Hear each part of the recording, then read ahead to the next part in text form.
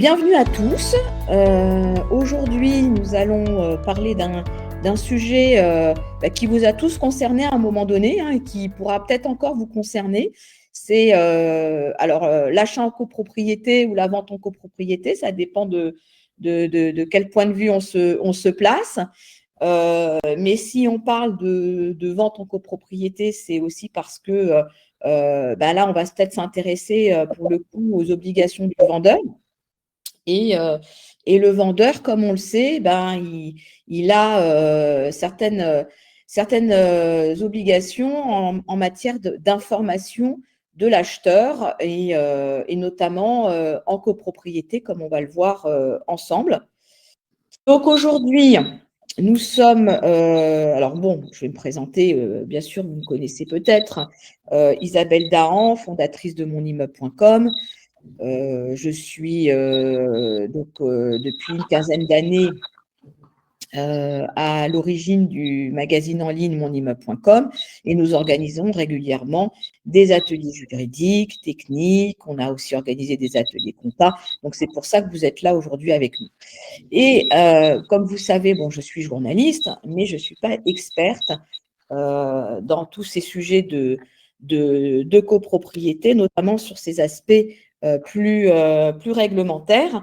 Donc, c'est pour ça que je fais appel aux bonnes personnes, notamment Max Arnaud, donc, qui intervient pour la toute première fois parmi nous, et on le salue. C'est une première pour lui. Donc, voilà, il est avocat, il est spécialisé en droit de l'immobilier, il a son cabinet. Ça sera toujours intéressant d'avoir un petit rappel des fondamentaux et puis son point de vue aussi d'homme de loi. Nous avons également, et ça j'y tiens particulièrement, Charles-Édouard Sévilla, qui est directeur de Elimo Gestion, qui représente aujourd'hui les métiers de syndic. Donc, c'est un cabinet d'administration de biens et de syndic qu'il dirige. Et donc, c'est pareil, on aura aussi besoin de ses lumières et puis de son retour d'expérience terrain, de savoir comment ça se passe dans les immeubles qu'il a en gestion. Alors, on continue. Hop.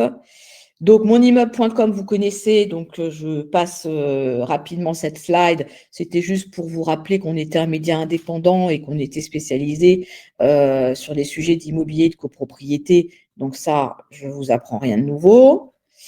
Bien sûr, vous pouvez vous abonner à notre média. On a un abonnement spécifique pour les copropriétaires. Donc, c'est le Club MI+. Vous savez que ça vous permet d'avoir des consultations en ligne, des avis juridiques, des ateliers, des webinaires, des formations, etc. Donc, c'est vraiment fait pour les copropriétaires qui ont un engagement parce que membre du conseil syndical ou président du conseil syndical, donc pour vous accompagner dans vos missions au quotidien. On aura d'autres ateliers prochainement, donc vous pouvez les noter, vous les retrouverez dans les pages de monimmeuble.com. Vous pouvez déjà vous réserver votre place. Donc, on aura un atelier technique début décembre sur rénover sans se tromper. Donc, je pense que c'est aussi passionnant d'aborder ces sujets de planification des travaux en copropriété. Et puis, un prochain atelier juridique où là, on sera vraiment sur un autre domaine, puisque bon, c'est vrai qu'on parle beaucoup d'anciens dans mon immeuble avec la rénovation énergétique, mais on a aussi des immeubles qui sortent de terre encore, avec des achats en VFA. Et ça peut être aussi un sujet parfois compliqué en termes de réception, de recours que vous pouvez faire pour éventuellement des malfaçons avec des réserves et autres. Et j'ai trouvé que c'était un sujet important aussi à aborder, puisqu'il n'y a pas que l'ancien, il y a aussi le neuf. Voilà, donc vous savez que vous pouvez poser des questions parce que cet atelier, c'est un atelier interactif, j'y tiens.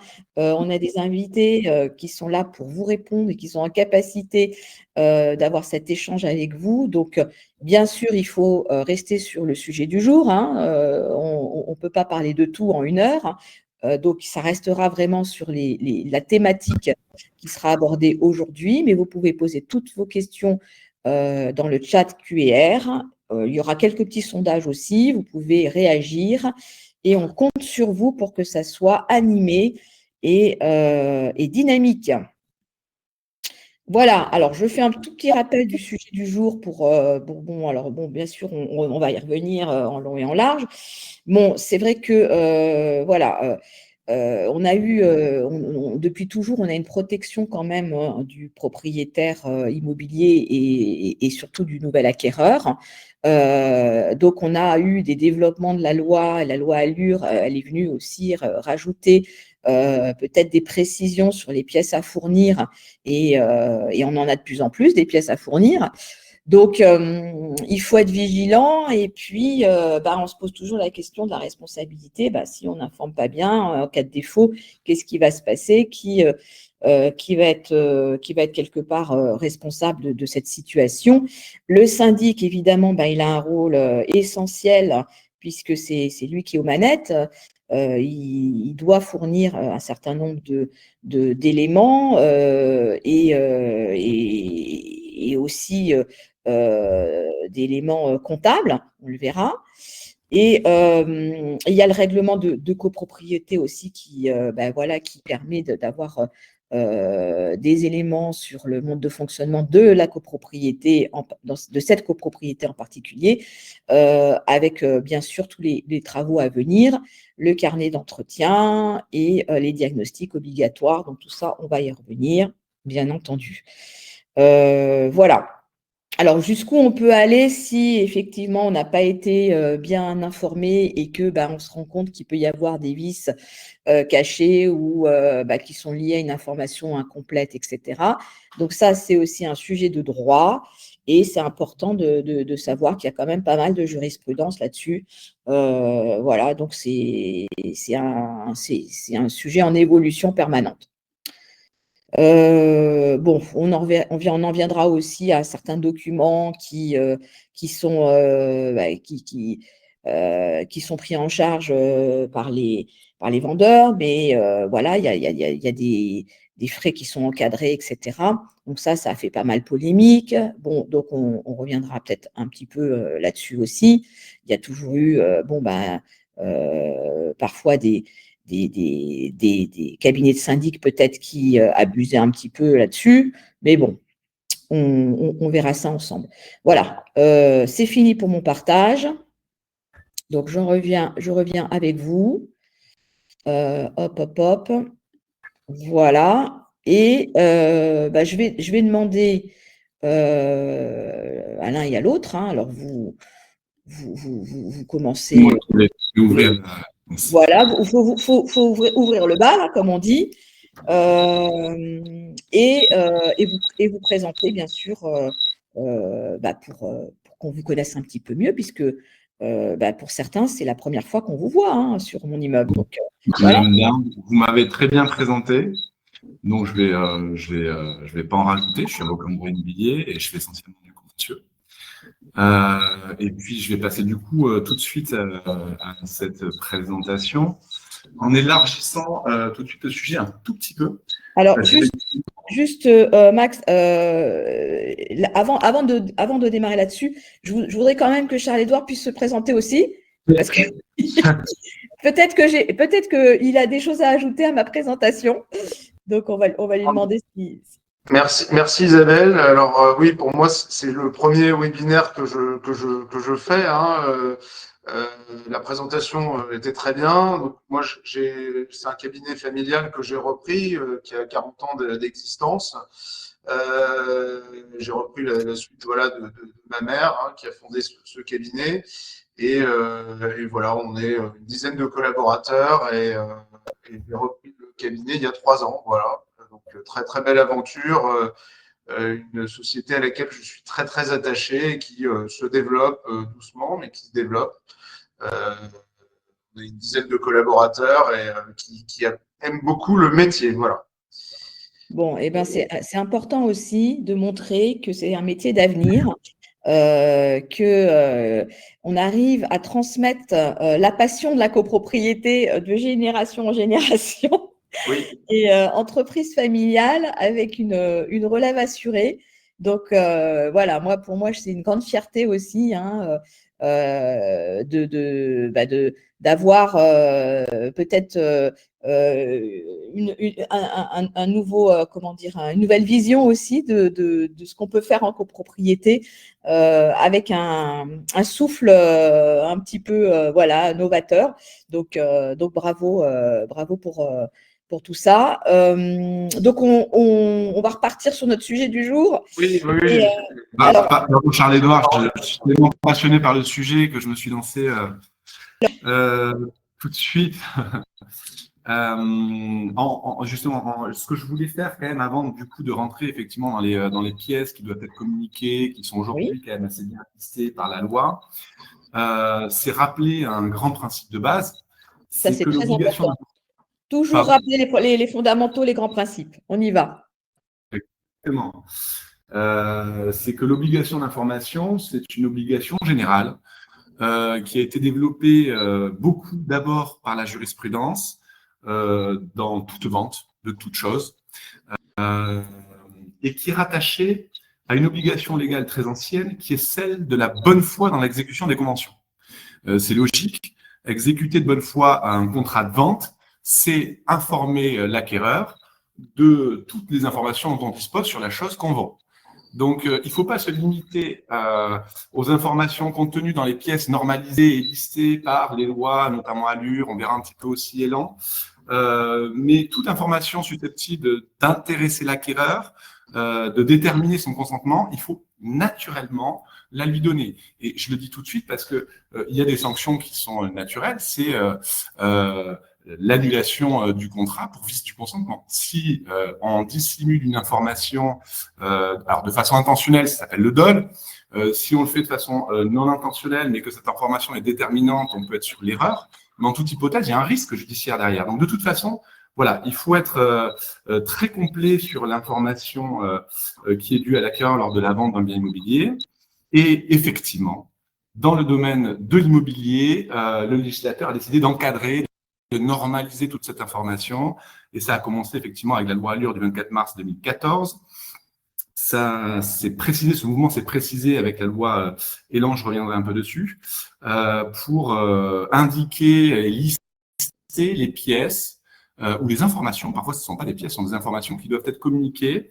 Donc, soit au stade de la mise en vente du bien. Donc, pour les professionnels qui nous regardent, donc les agences immobilières, c'est les annonces immobilières. Il y a des informations qui doivent être communiquées dès ce stade-là, ou alors au moment de la vente, et notamment de la vente des contrats, promesses de vente, compromis de vente. Il y a énormément de pièces du coup qui doivent être communiquées, à la fois sur l'immeuble, et ça c'est Charles-Édouard qui vous en parlera, et sur l'appartement, le lot, qui va être vendu, et ça c'est moi qui vous en parlerai, avec des sanctions spécifiques qui sont attachées à ces obligations, en n'oubliant jamais qu'au-delà de ces sanctions spécifiques qu'on va regarder, il y a toujours des sanctions un peu générales. Et je reviens sur les fondamentaux, c'est-à-dire si je vends un bien en indiquant que effectivement sur le DPE c'est une catégorie E et que finalement c'est une catégorie G, potentiellement, on peut avoir un recours sur le défaut de conformité de la chose vendue. Je vends un bien, j'annonce que ce bien est catégorie A ou B ou C, et en réalité, il s'avère qu'il est F ou G, je n'ai pas vendu ce que j'ai annoncé. Donc, il y a potentiellement la résolution du contrat qui est encourue. Ça, il faut toujours penser à ça, avec effectivement des dommages et intérêts qui peuvent être effectivement alloués par les juges. Donc, raisonner toujours avec sanctions spécifiques, mais de toute façon, il y a des sanctions générales qui peuvent être prononcées par les juges derrière s'il y a un contentieux. Donc, l'information, elle doit être globale, complète, et ne pas se limiter aux informations qu'on va regarder ensemble, et donc aux différents stades de la vente, lors de la mise en vente, au moment de l'annonce immobilière, lors de la vente réellement, c'est l'avant-contrat, en réalité, promesse et compromis. Et pour l'état daté, Charles-Édouard reviendra dessus, au moment de la vente définitive, réitérée par acte authentique. Alors, pour commencer, on va regarder la mise en vente. Donc, la mise en vente, les annonces immobilières, aujourd'hui, elles doivent contenir un certain nombre d'informations. C'était le cas depuis 2014 avec la loi Allure, mais ça s'est renforcé en 2018 avec la loi Elan. Les informations qui doivent obligatoirement être communiquées dans l'annonce immobilière, elles sont listées à l'article L721.1 du Code de la construction et de l'habitation. Donc, c'est le fait que le bien est soumis au statut de la copropriété, le nombre de lots de copropriété, le montant moyen annuel des charges prises sur le budget prévisionnel, l'indication sur le montant des dépenses d'énergie, je vais revenir dessus, et les procédures en cours dans la copropriété. Alors, sur ce dernier point, les procédures en cours, je voudrais faire une précision. Il ne s'agit pas forcément d'indiquer qu'il y a une procédure en cours, un recouvrement de charges sur Madame Michu qui n'a pas payé ses charges. C'est vraiment ce qui est spécifiquement visé par la loi, c'est les procédures les plus graves, c'est-à-dire désignation d'un mandataire ad hoc dans le cas où effectivement les impayés atteignent 25% des sommes exigibles ou 15% si on est sur un immeuble de 200 lots. C'est une procédure de désignation d'un administrateur provisoire dans le cas où effectivement la situation de l'immeuble est gravement compromise. Donc, c'est des procédures spécifiques qui doivent être mises en place par le syndic. Et quand elles sont mises en place, ces procédures-là, on doit effectivement informer l'acquéreur dès l'annonce. Mais simplement, ces deux procédures sont visées. Et une troisième, c'est la possibilité de faire désigner un expert judiciaire quand il y a des travaux nécessaires pour la sauvegarde de l'immeuble qui doivent être entrepris. Le syndic a la possibilité de faire désigner un expert judiciaire par ordonnance. Et ça, si cette procédure est mise en place, il faut aussi le signaler dans l'annonce. Mais attention, ce sont bien ces procédures-là, très graves, qui doivent figurer dans l'annonce. Et on ne parle pas de toutes les procédures judiciaires qui sont en cours, toutes les copropriétés, enfin pas toutes, mais à partir du moment où certains lots de copropriétés, il y a toujours un recouvrement de charges, une procédure en cours qui traîne par-ci par-là. C'est pas cela que vise la loi. Donc ça, c'est au stade de l'annonce. Et je reviens quand même plus précisément sur les dépenses d'énergie, parce que la loi, oui. Madame Nahan, je ne vous entends pas. Je vous entends pas. Ah oui, voilà. On m'entend là? Oui, c'est bon. Mon micro était coupé. Oui, juste pour dire que, oui, effectivement, dans l'annonce, on ne voit pas tout. Mais il y a quand même un sujet qui est très important pour les futurs acquéreurs, c'est de savoir si la copropriété est en bonne santé financière et si justement il n'y a pas d'arriéré de paiement ou qu'il n'y a pas de difficultés ou de dettes ou de je ne sais pas quoi, de charges impayées dans la copropriété. Ça, c'est au niveau du prêt état daté, on reviendra dessus. On va en revenir là, et c'est des choses voilà, qu'on aura à ce moment-là et qu'on pourra voir aussi peut-être, j'imagine, dans les PV d'AG aussi. Mais ça, Madame Nahan, excusez-moi, c'est pas au stade de la mise en vente, c'est pas au stade de l'annonce. C'est pas au stade de la mise en vente, mais c'est très important et c'est aussi un des critères quand on veut acheter qui c'est fondamental, Madame Nahan, mais on va voir ça tout à l'heure au niveau de la promesse de vente, parce qu'effectivement, c'est des informations spécifiques qui doivent être communiquées au moment de la promesse ou du compromis de vente, plus souvent la promesse. Ça marche. Mais en tout cas, au stade de l'annonce, en fait, c'est important. Il y a beaucoup d'annonces aujourd'hui qui circulent et qui ne sont pas du tout conformes aux exigences de la loi, et notamment de la dernière, donc je le disais, de la loi Elan et de son décret d'application du 17 décembre 2020. Sur toutes les annonces doivent figurer effectivement les classements énergie, donc classement énergie, classement climat, donc avec la lettre et dans une même police de caractère que le reste de l'annonce. Il ne faut pas que ce soit en minuscule avec astérisque, etc. La mention obligatoire normalisée, donc il faut vraiment la reprendre mot pour mot, c'est ce que prévoit le décret. Montant estimé des dépenses annuelles d'énergie pour un usage standard. Donc ça, vous devez le reprendre dans toutes vos annonces. Je m'adresse aux agents immobiliers. Et aujourd'hui, pour les logements de catégorie F et G, vous devez faire apparaître dans l'annonce que le logement est à consommation énergétique excessive.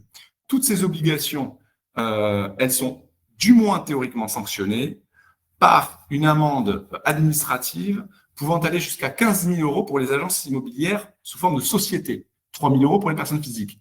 Alors, je vous dis théorique parce qu'il faudrait que la DGCCRF fasse un tour des annonces qui sont faites et que c'est assez théorique et ces sanctions, je ne sais pas si elles sont couramment prononcées, j'en suis pas sûr. Mais en tout cas, la loi le prévoit, donc il faut quand même être vigilant. Et puis ensuite, ça peut poser des problèmes parce que au stade de l'avant-contrat et de la signature de l'avant-contrat, il y a parfois des acquéreurs qui rechignent, ah, mais j'ai pas été informé de ci, de là, et ça crée des difficultés qui parfois finissent au judiciaire sur la signature ou non du compromis de vente. Donc voilà, ça c'est les informations qui doivent être données lors de la mise en vente. Ensuite, Madame Dahan, là j'arrive effectivement à l'avant-contrat, promesse de vente, compromis de vente, etc. Et ça, là effectivement, c'est très normalisé, c'est très encadré. Donc la loi liste un certain nombre de pièces qui doivent être remises. Là, je vais laisser peut-être la parole à Charles-Édouard qui va vous présenter ça. En tout cas, pour les pièces relatives à l'immeuble, parce qu'il y a des pièces relatives à l'immeuble et des pièces relatives au lot, à l'appartement que vous allez vendre. Pour les pièces relatives à l'immeuble, je te laisse parler, Charles-Édouard. Oui, alors merci Max. Oui, donc il y a un certain nombre de pièces, de plus en plus de pièces à communiquer pour les ventes liées à l'immeuble. Hein. Vous avez peut-être dû voir pour ceux qui ont acheté leur bien dernièrement que les promesses de vente et les contrats de vente maintenant font souvent plusieurs centaines de pages parce que vous êtes obligé de mettre en annexe un certain nombre de pièces. Ces pièces, alors moi je vous invite tous à quand même, pour certaines, être très attentifs à les lire. C'est un peu fastidieux, mais il faut les lire. Notamment, voilà, ce qui touche au règlement de copropriété, hein, l'état descriptif de division, puisqu'il est le règlement de copropriété, pour ceux, je pense que tout le monde sait à peu près ce que c'est. C'est un document avec tout l'état descriptif de division, les tantièmes de chaque lot, donc dans la partie état descriptif de division, mais aussi un ensemble de textes qui suit, qui explique, le fonctionnement de la copropriété et savoir aussi quelles sont la destination des lots. C'est très important. Parce que si vous achetez un lot pour faire, je ne sais pas, du commerce et que le commerce est impossible dans l'immeuble et que c'est marqué dans le règlement de copropriété, eh ben, c'est un petit peu embêtant si voilà, vous devez louer les murs et que finalement, au niveau du règlement de copropriété, vous ne pouvez pas louer en bail commercial, c'est embêtant. Et puis, ça peut vous mettre après en porte-à-faux vis-à-vis du preneur, quoi. Donc, règlement de copropriété, je vous invite à vraiment le lire. C'est souvent des documents qui sont un peu anciens, qui sont un peu dépassés pour la majorité d'entre eux, puisque voilà, les documents les copropriétés ne les remettent pas tous à jour. Mais j'estime que pour moi, c'est l'un des documents les plus importants. Et j'invite tous les futurs acquéreurs vraiment à le lire ou à le regarder, quoi. Ensuite, donc ça regroupe ce que Isabelle nous demandait il y a quelques minutes. Il y a une fiche synthétique de l'immeuble qui, vous avez dû voir ça aussi. Pareil, très importante cette fiche synthétique que nous, on va chercher sur le registre des copropriétés, puisque comme vous le savez, toutes les copropriétés, peut-être maintenant, doivent être immatriculées sur le registre national des copropriétés. Et nous, en tant que syndic, après une assemblée générale, on doit alimenter ce registre des copropriétés pour chaque immeuble et donc donner un certain nombre d'informations financières qui à ce registre des copropriétés. Et du coup, on sort un résumé, si vous voulez, de toutes les informations qu'on a données, donc suite à l'assemblée générale, et qui donne des informations assez intéressantes pour vous en tant qu'acquéreur, puisque ça vous explique, alors bien évidemment, juste après, c'est au moment de la tenue de l'Assemblée générale. C'est sûr que si vous achetez quelques mois ou semaines, on va dire, après la tenue de l'Assemblée générale, ces informations financières peuvent un peu évoluer. Mais ça vous donne quand même des informations, notamment sur les dettes de la copropriété vis-à-vis des fournisseurs. Aussi, pareil, du montant des dettes des copropriétaires vis-à-vis du syndicat des copropriétaires et du nombre notamment de débiteurs. Il y a aussi le montant du fonds travaux loi Allure qui est donné dans ces fiches synthétiques. Donc, c'est assez résumé. C'est une fiche qui tient sur 2 pages. Là, c'est pareil. Je vous invite aussi à aller regarder d'assez près cette fiche synthétique qui résume voilà, ce s'est passé dans les grandes lignes au niveau financier dans la copropriété ces derniers temps. Alors bien évidemment, regardez bien les dates, regardez bien que le syndic l'ait bien mis à jour, parce que si on vous sort une fiche synthétique qui a 2 ou 3 ans, ça n'a pas trop d'intérêt. Ensuite, il y a les procès-verbaux des assemblées générales, donc des 3 dernières années, parce qu'on dit souvent les 3 dernières assemblées générales, mais s'il y a eu des assemblées générales spéciales, voilà, ça ne compte pas dedans. Il faut prendre bien les 3 derniers procès-verbaux des assemblées générales ayant statué sur des comptes. C'est ça qui vous intéresse aussi.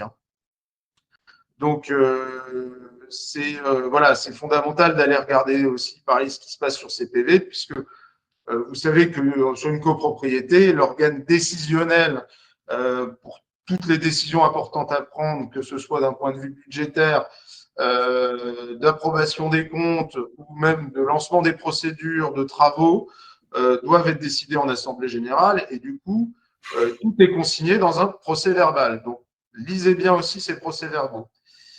Ensuite, nous avons, on a commencé à l'évoquer, le pré-état daté. Le pré-état daté est un document qui est demandé par les notaires au moment de la signature du compromis de vente. Là, je vais faire une distinction assez importante entre pré-état daté et état daté, parce que c'est 2 documents dont vous avez entendu parler sûrement. Donc, il y en a un qui a une existence légale, l'autre qui ne l'a pas. Donc, l'état daté a une existence légale, donc voilà, c'est marqué dans la loi de 65. Tandis que le pré-état daté, j'ai envie de dire, c'est plus un document qui, dans les coutumes, dans les usages, s'est mis en place, qui est devenu quelque chose de fondamental, puisqu'il regroupe toutes les informations financières que vous avez notamment sur la fiche synthétique, mais aussi des informations financières qui concernent le lot à proprement parler.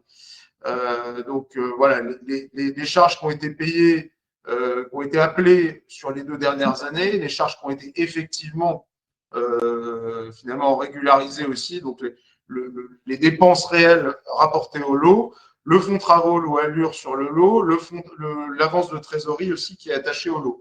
Donc c'est très très intéressant aussi à regarder.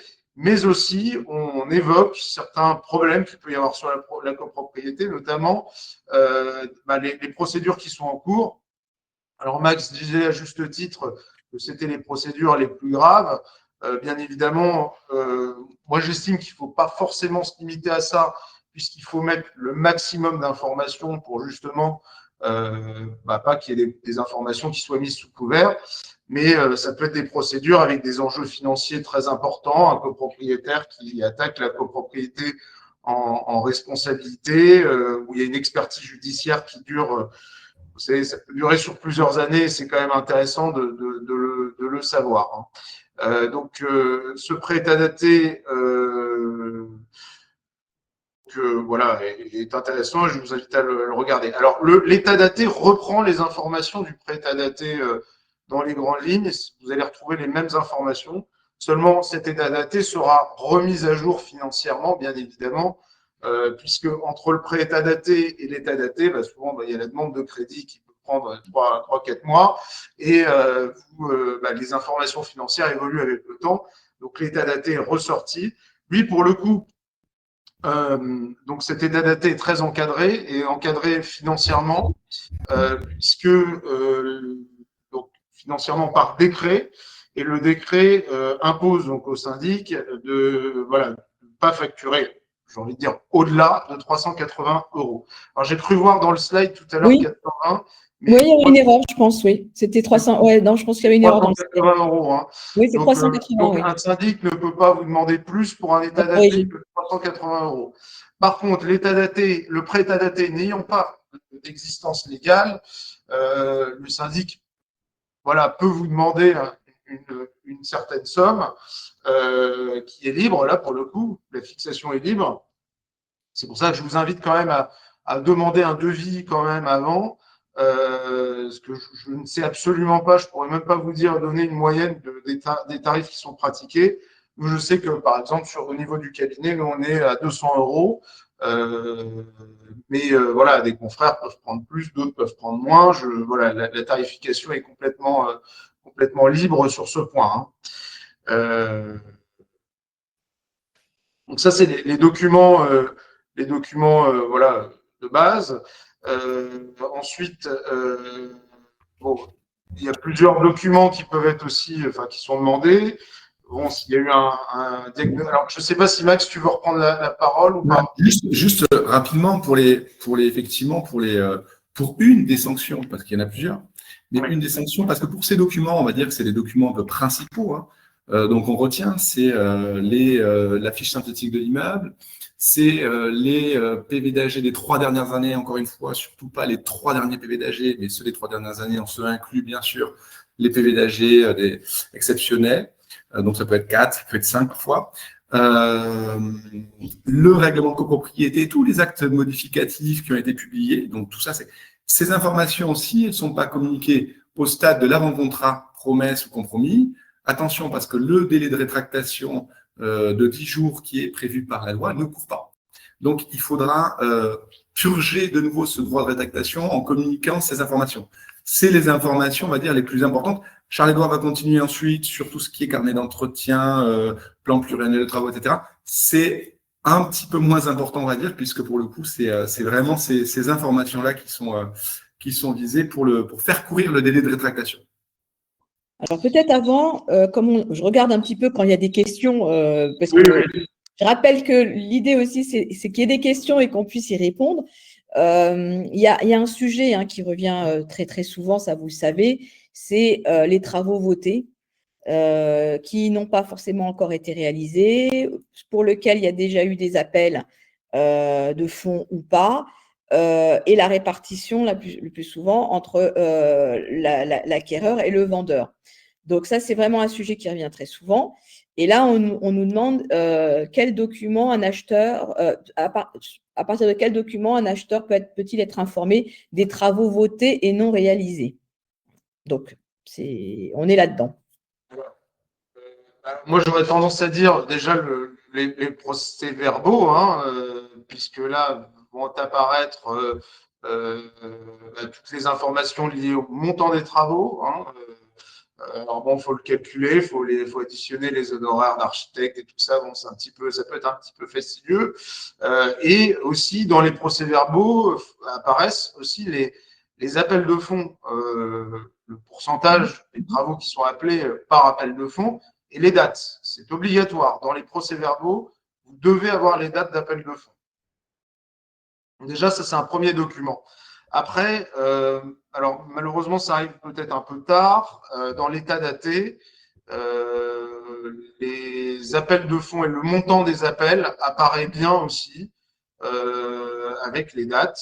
Nous, on a toutes les échéances qui apparaissent, en tout cas de manière assez claire et précise. Donc voilà, il y a ce document-là aussi. Après, voilà, je vous invite dès que voilà, vous voyez qu'il y a des travaux dans un procès verbal, il faut se référer peut-être à votre agent immobilier pour qu'il vous aide aussi, pareil, à voir qu'est-ce qui pourrait vous être appelé, puisque le syndicat, lui, appelle des travaux sur un lot. Donc, que ce soit le propriétaire A au début des appels de fonds ou le propriétaire B à la fin des appels de fonds, le syndicat des copropriétaires s'en fiche. Donc, c'est pour ça qu'éventuellement, s'il y a une négociation à faire avec l'acquéreur, il faut que ça se fasse en amont, parce que vous, en tant que copropriétaire, si par exemple les appels de fonds s'étalent sur 10 mois ou même un an, si au bout de 6 mois, l'appartement est vendu à B, B va devoir payer le reste des appels de fonds.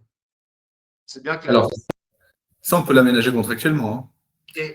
Oui, mais alors le syndicat, lui, si vous voulez, n'est pas tenu par cet accord qui aura entre l'acquéreur et le vendeur. Mais il peut y avoir un accord entre l'acquéreur et le vendeur, bien sûr. D'accord. Bon, si j'étais assez clair, vous me le dites. Je pense qu'on a répondu à la question.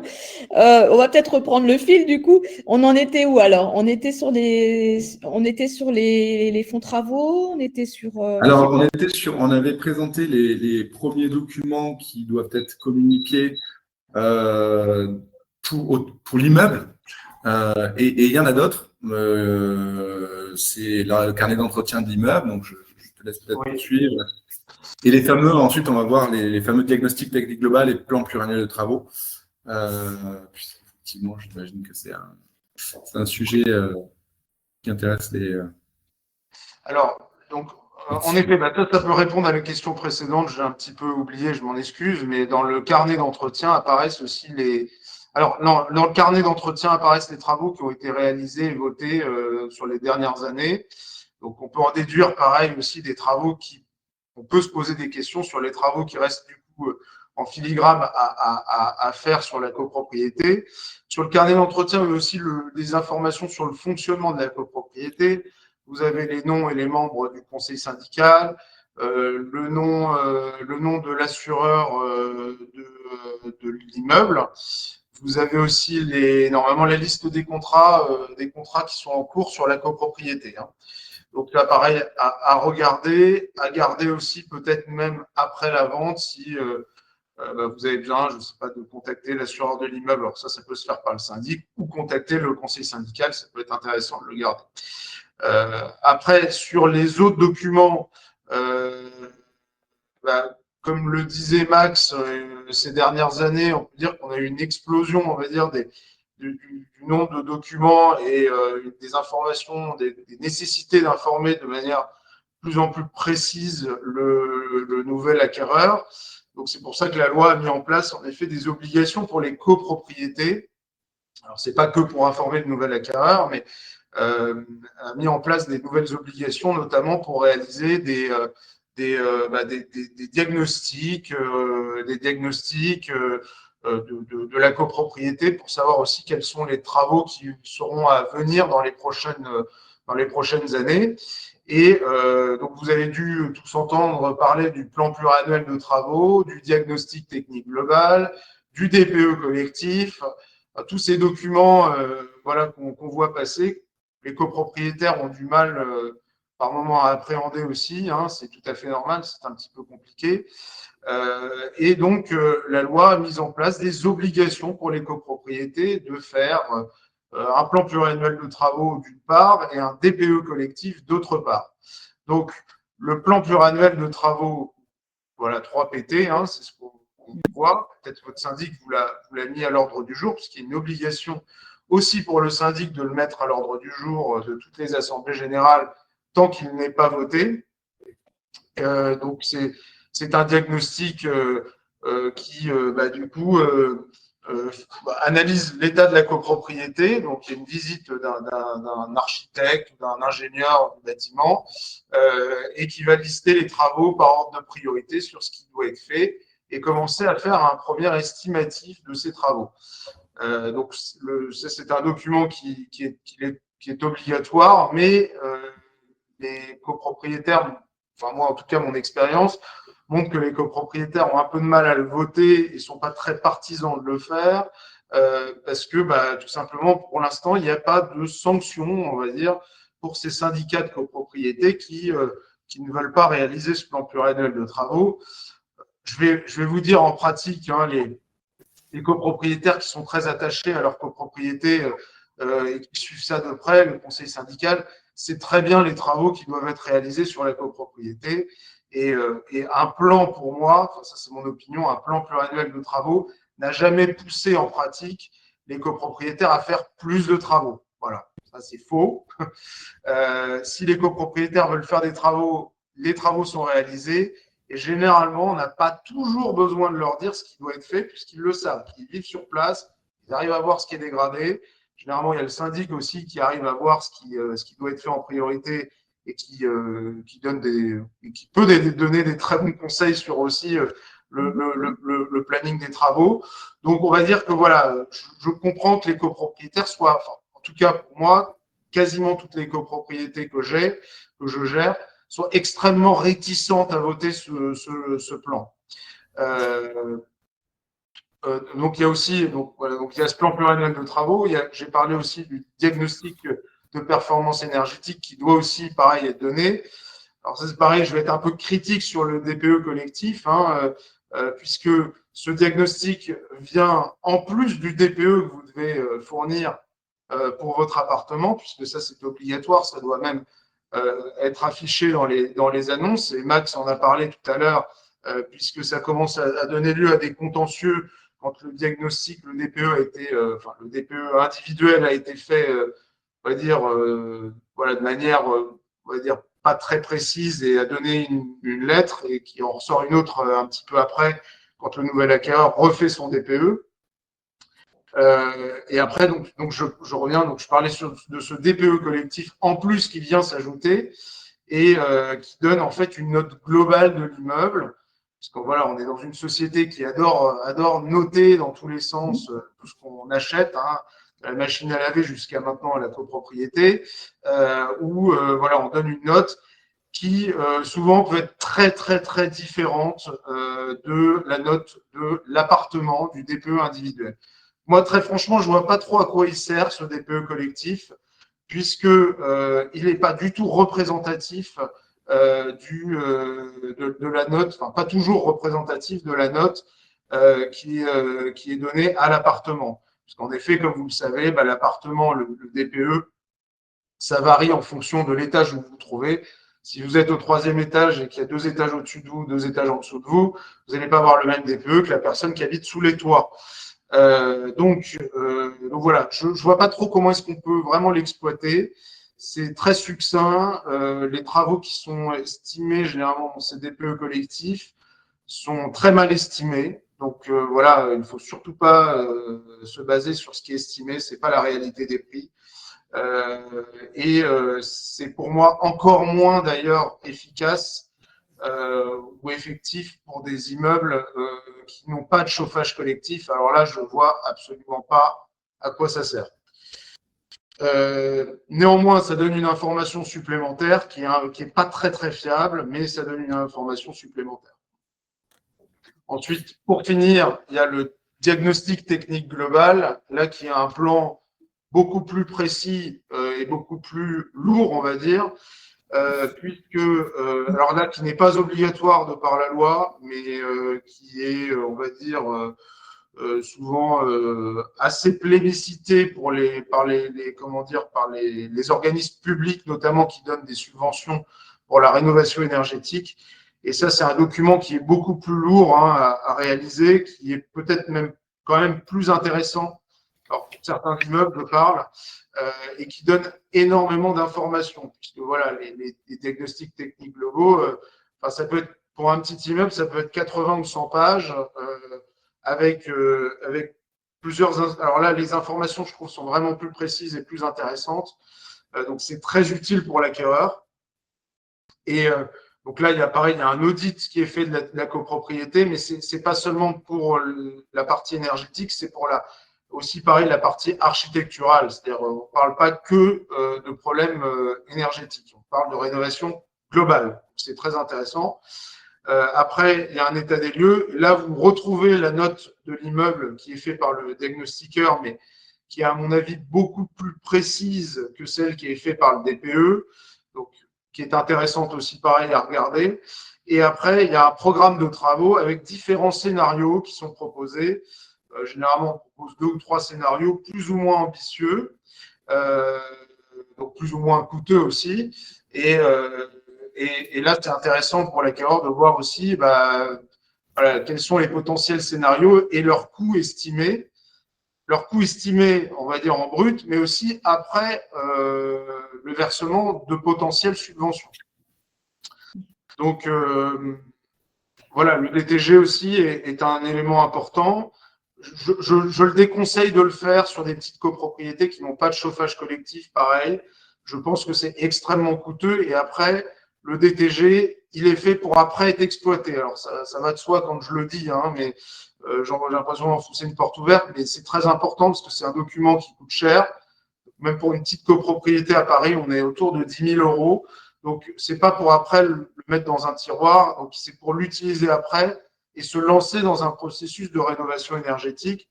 Sur l'ancien, la rénovation énergétique, c'est un petit peu compliqué, surtout quand il n'y a pas de chauffage collectif. Là, on n'arrive jamais au standard pour avoir les subventions. Donc, voilà, je suis assez sceptique sur l'utilité du DTG sur les les immeubles anciens, mais sur les immeubles des années 60-70, c'est très important. Je pense que ça, c'est intéressant à faire. D'accord. Voilà. On a eu quelques petites questions aussi Oui. entre-temps. Donc peut-être on peut. Alors il y a un petit peu de tout, hein, parce que bon, c'est en rapport à ce qui a été dit au fur et à mesure. Donc les questions, elles viennent un petit peu après coup, mais c'est pas grave. Bon, apparemment, on a un syndic bénévole qui nous demande s'il peut facturer l'état daté. Ça a été voté en AG, c'est noté dans son contrat de mission. Donc, est-ce qu'un syndic bénévole peut facturer un état daté? Donc, ça, c'est une question piège. Ouais, bonne question. Alors, du coup, c'est pas bénévole, c'est non professionnel s'il touche des honoraires. Voilà, non professionnel, on va dire, exactement. Parce que bénévole, Bah, ça marche pas. Un bénévole, on un peut pas. bénévole et un non professionnel, c'est voilà, le bénévole, il gère la copropriété sans prendre d'honoraires. Le non professionnel, si je ne me trompe pas, peut prendre des honoraires pour gérer peut être indemnisé pour comment dire, Les gérer la. coûts, le travail qui fournit, oui. Ouais, ouais.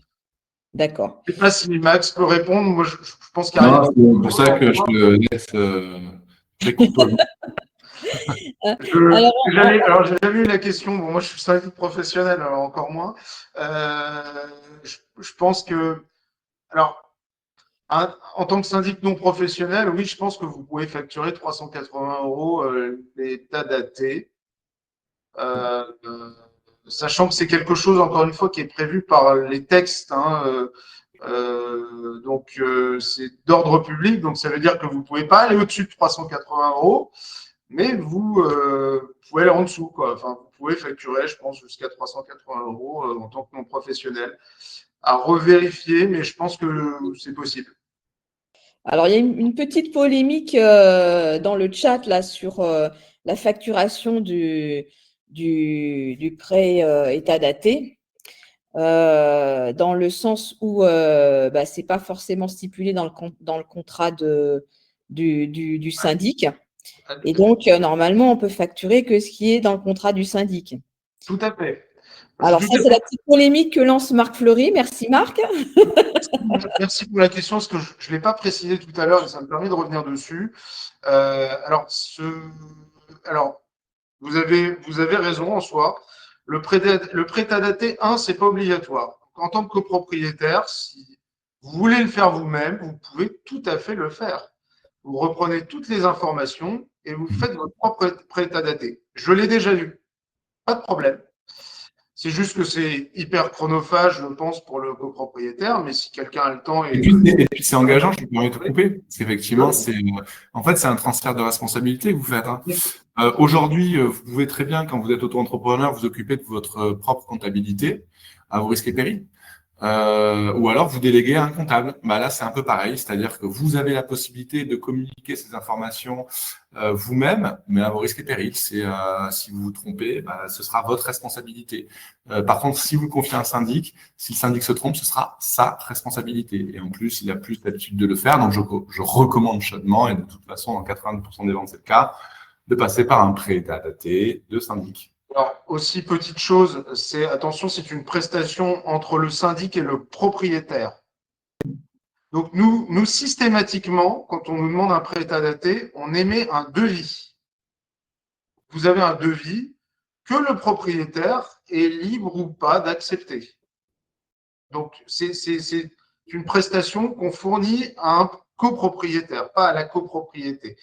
Donc, il y a comme dans toute prestation, il y a un devis qui est établi et puis moi, les propriétaires me mettent leur accord, signent le devis et je lance le prêt à dater.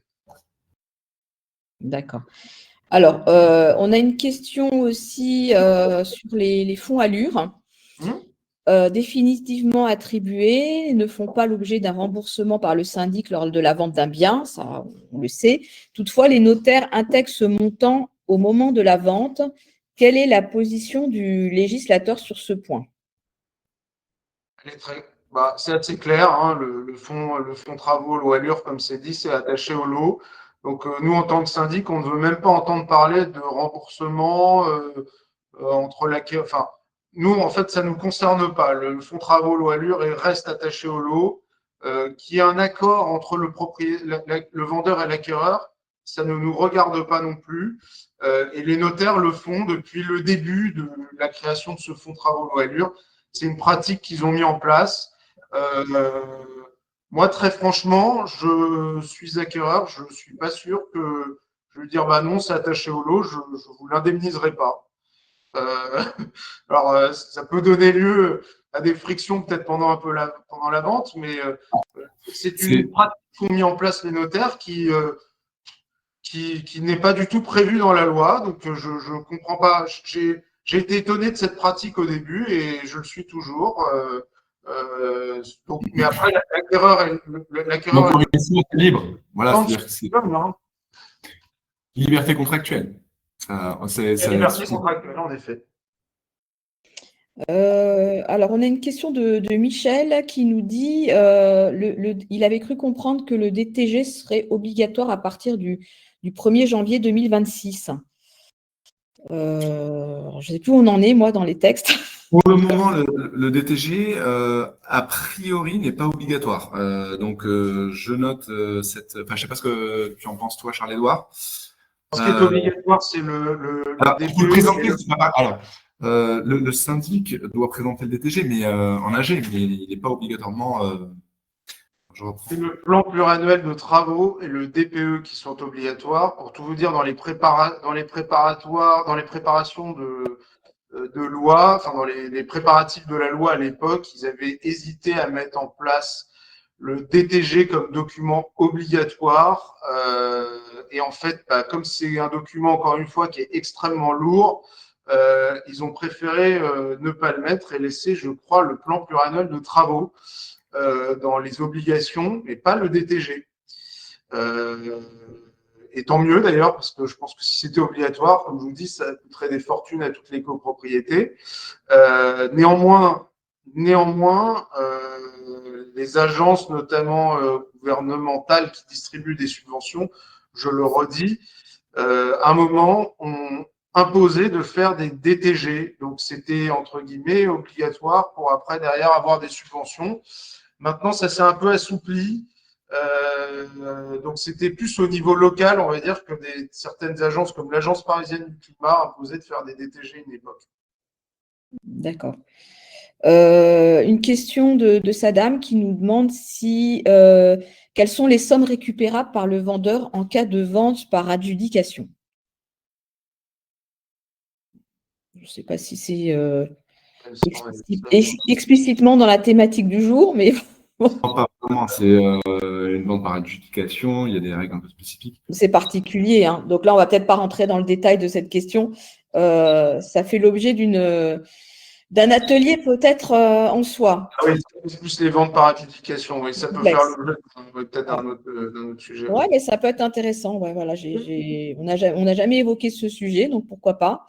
Est-ce que vous avez d'autres questions? Parce que je vous rappelle que on va bientôt clôturer notre atelier. Donc, si vous avez encore quelques questions, c'est maintenant. Et oui.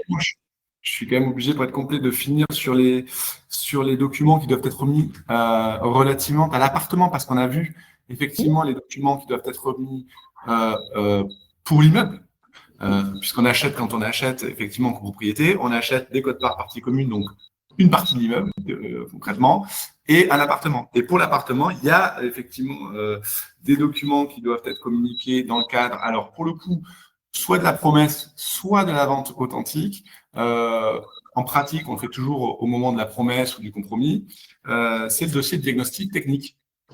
Donc, le dossier de diagnostic technique, très important évidemment, qui doit contenir, alors la loi liste effectivement tout ce qu'il contient, donc le constat plomb, l'amiante, les termites, l'installation antérieure de gaz, l'état des risques naturels, technologiques, pollution, sismique, l'installation intérieure d'électricité, les mérules pour certaines zones, le bruit pour certaines zones, et évidemment les arrêtés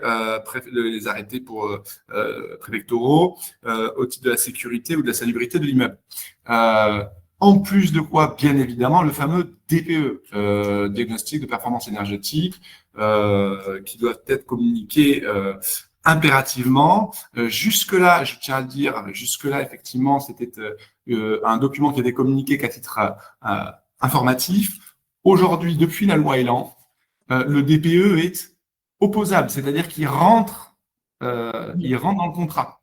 Il rentre dans le contrat entre le vendeur et l'acquéreur. La seule chose qui ne rentre pas dans le contrat, c'est les préconisations, c'est ce que tu disais, Charles-Édouard, les préconisations de travaux qui sont faites pour atteindre telle ou telle classe. Ça, c'est pas contractuel, parce qu'effectivement, c'est pas fait de façon extrêmement précise. Par contre, la classe énergie ou la classe climat qui est indiquée sur le DPE, ça, c'est opposable. Et qu'est-ce que ça veut dire? Ça, c'est depuis 2021, juillet 2021.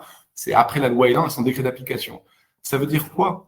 Ça veut dire que aujourd'hui, jusque-là, les procédures relatives à des DPE qui étaient non conformes, c'est-à-dire, comme je vous le disais tout à l'heure, un appartement vendu en DPE D et qui en fait s'avère être un DPE G, comment ça se résolvait judiciairement? On allait voir le tribunal et le tribunal disait, vu qu'effectivement le DPE n'est pas conforme à ce qu'on vous avait donné lors de la vente, vous avez la possibilité de réclamer la perte de chance que vous avez eue de négocier le prix de vente, puisque vous l'auriez négocié bien plus bas si vous aviez su que le DPE était G ou F au lieu de D. Mais aujourd'hui, ça peut changer. On n'a pas encore assez de recul parce que c'est trop récent. Et les décisions, elles mettent 4 ans à arriver. Donc pour l'instant, on n'a pas assez de décisions. Mais aujourd'hui, ça peut changer. Aujourd'hui, on pourrait théoriquement réclamer le montant des travaux que l'on doit effectivement faire, non pas ceux qui sont préconisés, mais ceux que l'on doit effectivement faire pour atteindre la catégorie qui est annoncée. C'est-à-dire que si on achète un appartement avec un DPE catégorie D et qu'il s'avère en réalité que ce DPE est faux et que la catégorie est G, on devrait pouvoir réclamer en justice le remboursement des travaux qu'on a effectivement réalisés pour pouvoir atteindre la classe énergie D telle qu'elle nous a été vendue. Donc ça, c'est très important. Voilà, vérifier aussi dans les DPE notamment qu'il y a bien un numéro. Aujourd'hui, il n'y a pas eu de jugement de cet ordre-là. Mais en fait, ça ouvre des perspectives. C'est-à-dire qu'aujourd'hui, on pourrait l'imaginer. On risque de resserrer effectivement les vis au niveau des décisions judiciaires compte tenu de ce caractère opposable du DPE en son classement. Pas opposable dans les préconisations de travaux, mais en son classement énergie et climat, ça c'est opposable. Et ça peut changer la donne au niveau des procédures judiciaires qui sont lancées aujourd'hui depuis 2022, on va dire. Ouais. Okay. Voilà, et pour les sanctions, alors rapidement, très rapidement, pour les sanctions qui sont attachées effectivement à la non-délivrance de ces pièces, alors elles sont prévues directement par la loi. Donc le délai de rétractation n'est pas repoussé, hein, ça c'était vraiment pour les obligations liées à l'immeuble. Là, en l'occurrence, ce qui se passe, c'est que pour les diagnostics, donc plomb, amiante, thermite, installation de gaz, installation d'électricité, on ne peut pas s'exonérer de la garantie fixe cachée. C'est-à-dire que dans tous les contrats de vente aujourd'hui, 99% des promesses de vente, le vendeur est exonéré de la responsabilité des vices cachés, sauf si c'est un professionnel de l'immobilier, sauf s'il a fait lui-même les travaux. Mais en principe, il ne répond pas à des vices cachés contractuellement. Tous les contrats le prévoient. Sauf, bien sûr, s'il n'a pas communiqué les diagnostics techniques relatifs à chacun de ces points-là. Et pour 2 points spécifiques que sont l'état des risques naturels, technologiques, miniers, sismicité, etc., et pollution, et les décrets concernant la sécurité ou la salubrité de l'immeuble, là, si les informations n'ont pas été communiquées, la loi le prévoit expressément, c'est la résolution du contrat de vente. Donc, on peut demander la résolution ou la diminution du prix. Ça, c'est prévu par le texte, c'est quasiment automatique. La voie, elle est royale. Et encore une fois, j'insiste, ça, ce sont des sanctions spécifiques qui sont prévues par les textes. Ça n'est pas du tout exclusif des autres sanctions qui peuvent être prononcées par les juges, réparation de dommages et intérêts, et parfois annulation de la vente s'il y a eu un dol, donc une réticence d'information volontaire. Et pour l'erreur, c'est un peu plus compliqué. Il faut que ça porte quand même sur un élément déterminant du consentement. Mais en tout cas, pensez que effectivement, il y a ces sanctions spécifiques et puis il y a les sanctions générales de toute façon. Donc, même si la loi ne prévoit pas spécifiquement de communiquer telle ou telle information, si vous avez une information, vous devez de la communiquer dans le contrat à votre acquéreur. Très bien. Je pense qu'on a fait à peu près le tour d'horizon du sujet d'aujourd'hui. Peut-être pour conclure, un petit mot chacun, et puis on remercie bien sûr tous ceux qui étaient là, présents jusqu'au bout avec nous, qui ont posé quelques questions pertinentes. Et vous retrouverez normalement, si tout se passe bien, cette vidéo en replay avec un petit article à la clé. On remercie aussi bien sûr Max Arnaud et Charles-Édouard Sevilla. Ils ont été très précis dans leur discours. Donc, ils ont voulu vraiment, on va dire, exprimer tous les enjeux de cette question. Et on a vu leur conscience professionnelle à vouloir vraiment aborder tous les points importants du sujet. J'ai aussi noté c'est assez intéressant que Charles-Édouard nous a donné son point de vue, et ça c'est important aussi parce que c'est un opérationnel, hein, il est sur le terrain, il rencontre beaucoup de copropriétaires, il est confronté à beaucoup de situations, et donc il peut avec un peu de recul maintenant aussi nous dire ce qu'il trouve pertinent pour les copropriétés ou moins, et c'est un bon conseil aussi de sa part. Voilà, et puis je vous laisse dire un petit mot de la fin chacun, et j'étais très très contente, ravie de vous avoir avec nous aujourd'hui, et j'espère que vous reviendrez, voilà. Merci d'abord pour l'invitation, c'était un plaisir d'échanger, puisque c'était quand même assez interactif aussi sur ce sujet. Le petit mot, ma petite observation sur ce sujet, c'est que on en avait discuté avec Charles-Édouard. On insiste quand même à une inflation vraiment législative sur les informations qui doivent être communiquées, ce qui fait qu'on se retrouve parfois avec des actes notariés qui font des dizaines et des dizaines de pages, des promesses de vente à 50 pages, on voit ça. Et au final, parfois, malheureusement, l'information se perd, alors que l'objet de toutes ces lois, c'est de la faire ressortir. Donc, parfois, le mieux est l'ennemi du bien, et je pense que le législateur devra veiller à l'avenir à cet équilibre. Très bien.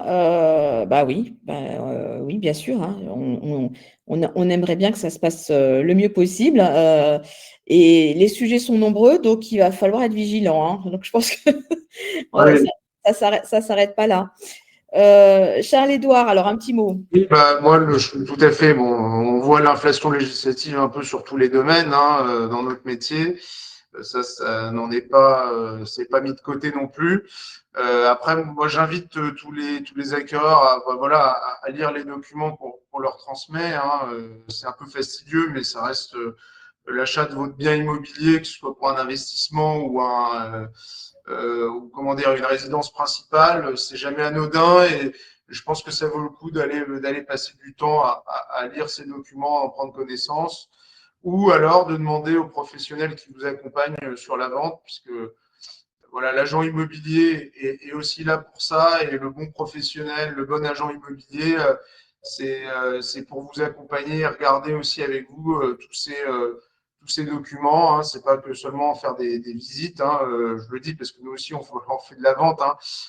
Donc c'est faire une vraie analyse et vous aider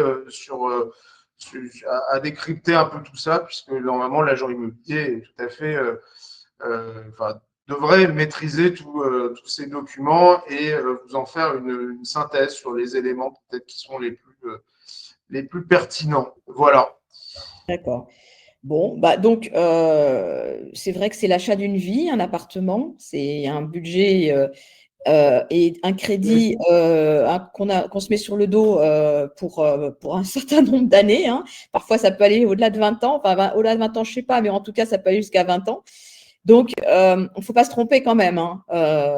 Et puis, bon, on peut s'emballer. Ça peut être présenté comme la super affaire. Ça peut être voilà, le bien de nos rêves, etc. Mais il faut regarder la réalité du marché et puis aussi ces documents qui vous en apprennent énormément sur le bien que vous allez acheter.